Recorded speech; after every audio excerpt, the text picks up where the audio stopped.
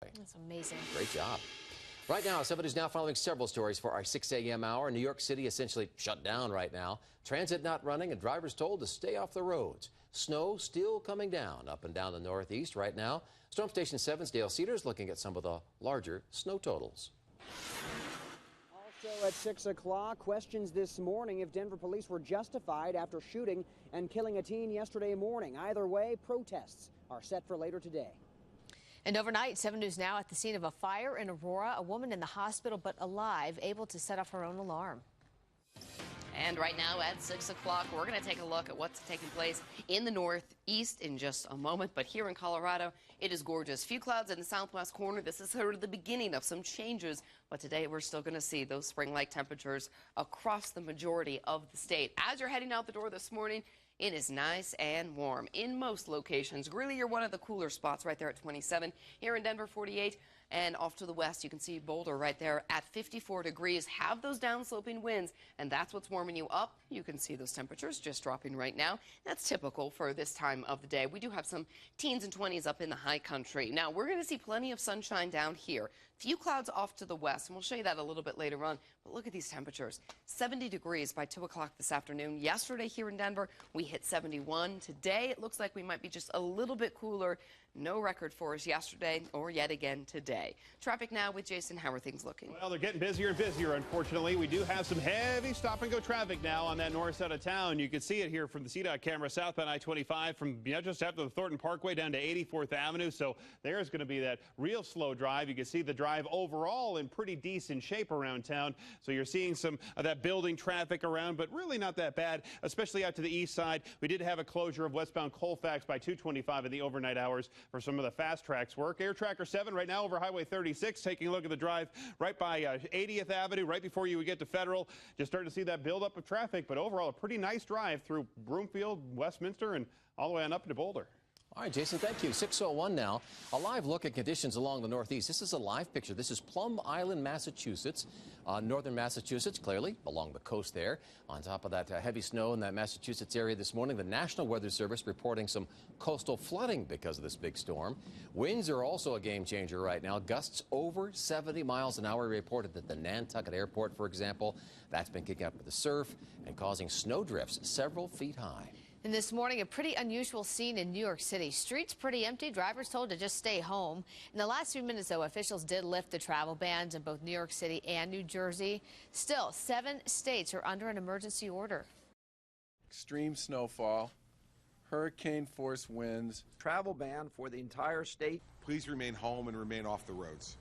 Now, tens of millions are in the path of this storm. An early forecast suggests up to 3 feet in some areas, but this morning, some of those totals have now been downgraded. So let's get over to Storm Station 7's Dale Cedars with a look at how much this storm produced so far. Well, earlier this morning, these were some of the totals we were getting, and then literally within the last 5 minutes, we've gotten a lot of reports out of Long Island. Some of them, more than 24 inches of snow. So it doesn't look like we'd hit that 3 feet of snow just yet, but we are more than 2 feet of snow in many locations. You can notice this in Sandwich, Massachusetts, though, 18 inches of snow. In Willington, 14. In Manchester, Connecticut, 12.5. And in Providence, Rhode Island, 10 inches of snow. Now, this is what they've received as of early on this morning. Of course, these snow totals are only going to go up from here. So we're going to continue to see that snow building throughout the afternoon. So as we put this into motion, watch the snow just really begin to fill in throughout the day. Of course, you can see it shifting a little bit farther up to the north as it begins to move out. So Boston may be looking at another 7 inches of snow. Bangor, Maine, closer to about 13 inches of snow. This is through early tomorrow morning. And of course, as Mitch was just talking about, the biggest concern that they're dealing with, not only the snow, but the flooding, those winds, they are just wreaking havoc. Yeah, that's a mess out there. 6:04, thank you, Dale. We've been checking with DIA this morning for impacts on travel because of this northeast storm. Right now, we're seeing about 70 cancellations in and out of Denver. That's really only about 4% of the total flights, but if it's your flight, that means a lot. So as always, you want to check with the airline before you head out to DIA. Travel troubles the norm this morning. FlightAware already shows more than 4,500 cancellations. That would be nationwide. Lots of headaches today. More than 90% of flights out of LaGuardia and Newark, they've been canceled for the day already. Many airlines have gone ahead. They waived those usual fees for rescheduling, but it's still pretty inconvenient. I've got work. I've got less money in my account. We checked out of our hotel. Well, airlines say today's cancellations and delays will likely get even worse. Regular airport operations not expected until sometime tomorrow. And remember, our Storm Shield app works wherever your travels may take you. So on top of Live Radar, you can get important alerts right there on your phone. It is 6:05, and right now, a woman in the hospital with smoke inhalation. This after her home caught fire. This is the scene here. This is outside the home at East Buchanan Place in Aurora. Much of the damage contained to the inside portion. Firefighters tell us the woman managed to push her home alarm. That alerted crews that right after midnight. Investigators believe the fire started when a cigarette left on a futon mattress.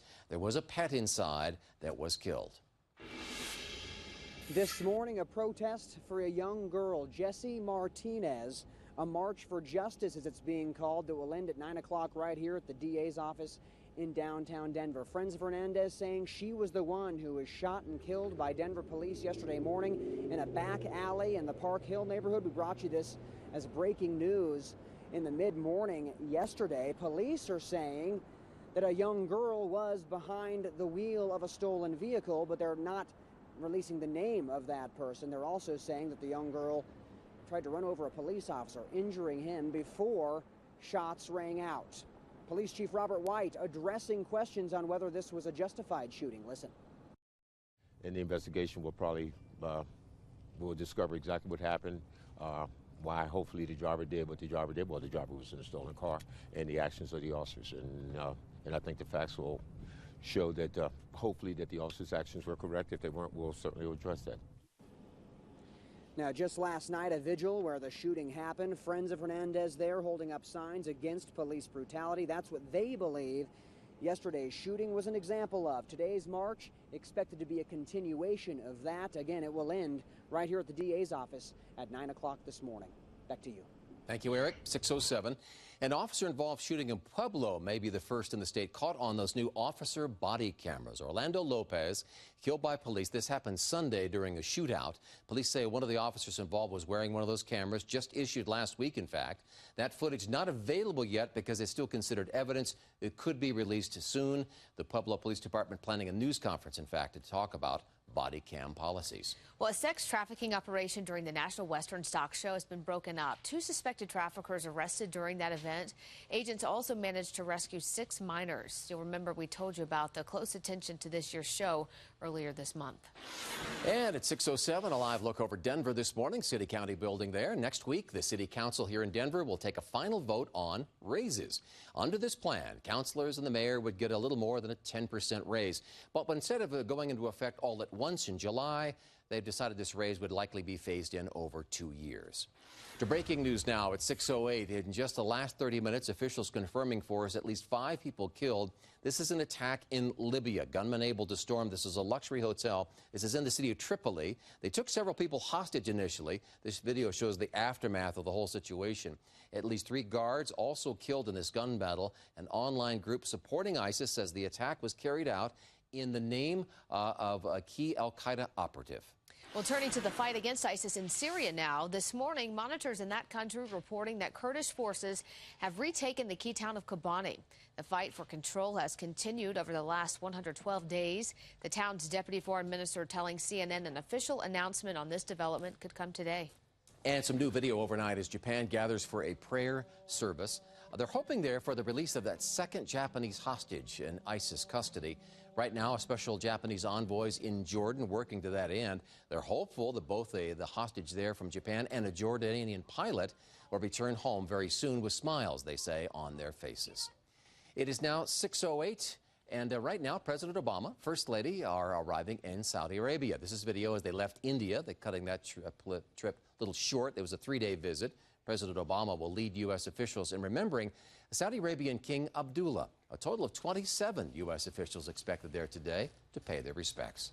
At 6:09, we're for the first time hearing from former Cuban leader Fidel Castro on the new U.S. diplomacy there in the country.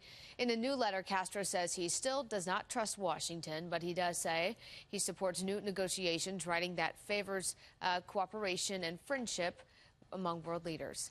Well, Storm Station 7's Dale Cedars joins us now with a look at the forecast. And at 6:09, I've got your signal pulled up here. As you're heading into work, the biggest thing you're going to run into, sun glare. Especially if you're heading eastbound, that's going to be your issue this morning. So we put up a yellow signal for that midday today. And as you're heading home, things look pretty decent. Dry condition, just a few clouds, but it's going to be nice and toasty midday. You can see 6th Avenue that will be affected by that sun glare that Dale was talking about coming in from Kipling. Speaking of Kipling, we do have a bad accident, a T-bone crash at Kipling and Quincy, just south of 285. Air Tracker 7's out to the west side of town. We'll keep an eye on them as they fly out towards Golden and out to that west side during this break on Super Screen 7.